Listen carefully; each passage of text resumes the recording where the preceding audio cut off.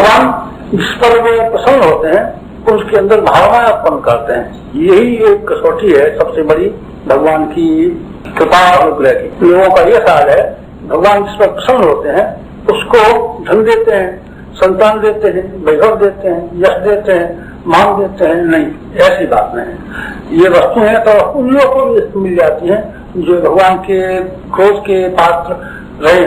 रावण के पास इन चीजों का अभाव था क्या? संतानें कुछ कम थी क्या उसके पास? धन कुछ कम था क्या उसके पास? बुद्धि कुछ कम थी क्या उसके पास?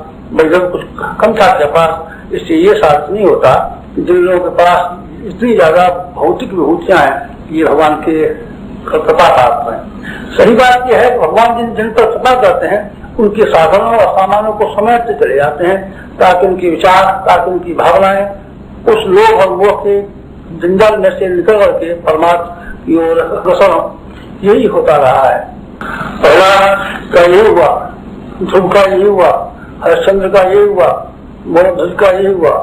जितने भी संसार में महामानव हुए उनके ऊपर से भगवान ने अनावश्यक बोझ और वजन हटाए हैं और उनका वजन कम किया है ताकि वो हल्के फुल्के होकर के भगवान की राह पर तेजी के साथ में चल सकें। हमने से किसी व्यक्ति को इसलिए अपने आप को भगवान से दूर नहीं मानना चाहिए, उनकी कृपा का पात्र न होने पर संदेह नहीं करना चाहिए कि उनको बहुत सारा वैभव नहीं मिला हुआ है।